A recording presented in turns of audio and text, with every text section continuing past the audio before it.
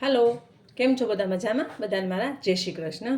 केवी गरमी पड़े छे, बहु गरमी पड़े छे ने तो एमां कांईक ठंडू ठंडू खावानुं मन थाय अने अत्यारे केरी पण सरस आवे छे मैंगो।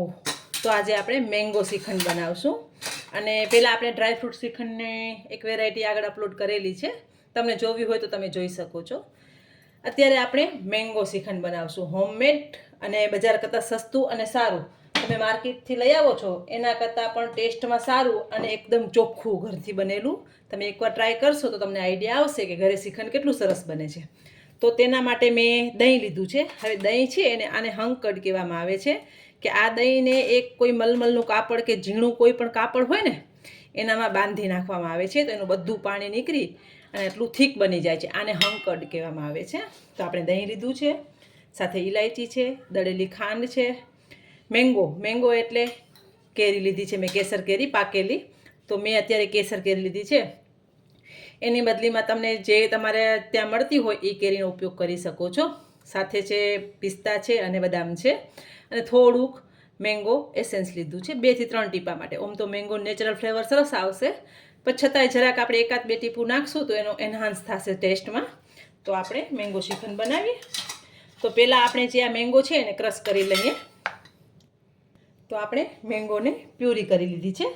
હવે આપણે એને સાઈડમાં રાખી દઈશું। પહેલાં હવે જે આપણે આ દહીં લીધું છે ને એ દહીંને આપણે મસ્કો લઈ અને એકવાર આપણે આમાં સરસ આવી રીતે સ્મૂથ કરીને ગાળી લેવાનું છે કે દહીંમાં જે દાણી હોય કે કાંઈ એવું હોય તો એ સરસ આમાં ગળાઈ જશે અને એકદમ સ્મૂથ દહીં થઈ જશે કે જે બજારમાં શ્રીખંડ મળે છે ને થીક, આપણે ઘણી વાર એમ થાય ને કે ઘરે શ્રીખંડ બનાવીએ તો આપણું શ્રીખંડ એટલું થીક કેમ નથી બનતું, તો એનું કારણ એ છે કે તમે દહીંમાં પાણી રહી જાય એવું દહીં લ્યો છો તો થીક નહીં બને અને દહીંનું બધું પાણી નિતારી અને આવી રીતે એને ચાળણીમાં ગાળી લેવાનું છે તો સ્મૂથ પેસ્ટ થશે। તો આપણે ગાળી લેશું।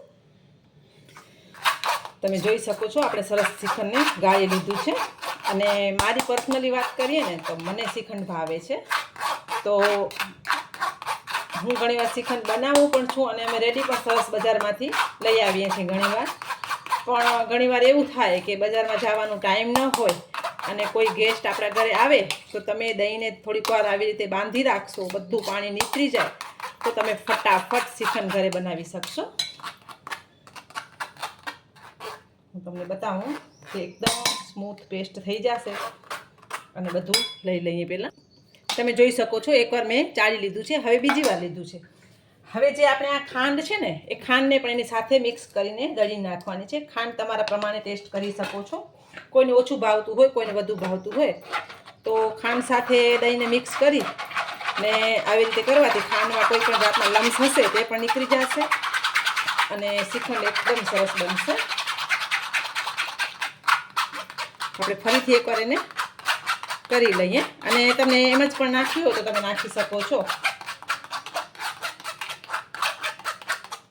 તો આપણે ચાળી લઈએ પહેલાં તો તમે જોઈ શકો છો એકદમ સરસ ખાંડ પણ મિક્સ થઈ ગઈ છે, દહીં પણ મિક્સ થઈ ગયું છે। તો હવે આપણે એમાં થોડુંક ઇલાયચીનો ભૂકો, થોડાક કાજુ બદામ, થોડાક પિસ્તા, પેલા જોઈએ મેંગો પલ્પથી કેટલો ઓરેન્જ કલર આવે છે, જો જરૂર નહીં હોય તો આપણે એસેન્સ કે કાંઈ નહીં ઉમેરીએ। હવે જે મેંગો પલ્પ આપણે કરી રાખ્યું છે એને હું આની સાથે મિક્સ કરી દઉં છું। જો જરૂર લાગશે તો આપણે 1-2 ટીપા એસેન્સ અથવા કલરને એસેન્સ મિક્સ થઈ નાખશું, જો જરૂર નહીં હોય તો આપણે નહીં ઉમેરીએ, બરાબર। તો એકદમ નેચરલ થશે તો આપણે કાંઈ ઉમેરવાની જરૂર જ નથી એમાં, એકદમ નેચરલ સરસ કલર પણ થઈ ગયું છે ને।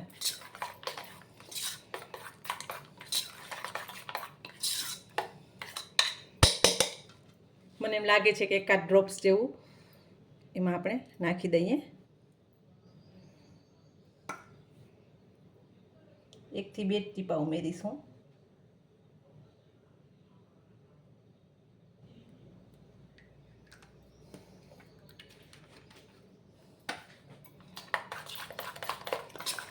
તમે જોઈ શકો છો એકદમ કલર પણ સરસ થઈ ગયું છે અને એનો ટેસ્ટ પણ સરસ જ છે, એકદમ થીક એવું છે શ્રીખંડ। અને શ્રીખંડ હંમેશા ઠંડુ કરીને ચિલ્ડ કરીને જ સર્વ કરાય છે। તો આપણું શ્રીખંડ રેડી છે. તો આપણે જે પીસ કરી રાખ્યા હતા મેંગોના થોડાક રાખ્યા હતા એ આપણે થોડાક ઉમેરી દઈશું એમાં, કે ખાવા સાથે ચંક્સ આવે છે તો બહુ મસ્ત લાગે છે. ટેસ્ટ પણ સરસ આવશે અને સુગંધ પણ મને બહુ સરસ આવી રહી છે અત્યારે. આને એકદમ ચીલ્ડ કરીને ખાવાનું છે. આવી રીતે મેં કુલ્લડ લીધી છે, એનામાં આપણે ટ્રેડિશનલી રીતે સર્વ કરશું.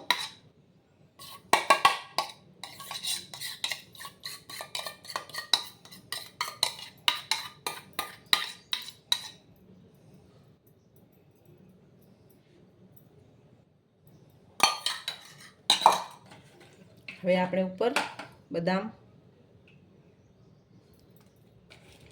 પિસ્તા, તમે એકવાર ટ્રાય કરજો, બહુ સરસ બને છે. અને ડ્રાય ફ્રૂટની મેં તમને વાત કરી એમ મેં ડ્રાય ફ્રૂટ શ્રીખંડ આગળ અપલોડ કરેલું જ છે. ટેસ્ટમાં તો સરસ છે જ, અને મેંગો અત્યારે સરસ આવે છે તો એનો આપણે ભરપૂર ઉપયોગ કરી લઈએ. તો રેડી છે, આપણે સર્વ કરી લેશું. તો તૈયાર છે એકદમ સરસ અને ટેસ્ટી એવો મેંગો શ્રીખંડ. તમે તમારા ઘરે ચોક્કસ એકવાર ટ્રાય કરજો. બહુ સરસ રેસીપી છે, ઇઝી બને છે અને માર્કેટ કરતાં સસ્તું અને સરસ બને છે. તો મેં તમને બતાવ્યું એ રીતે તમે કરશો તો બહુ સરસ બનશે. બધાને મારા જય માતાજી.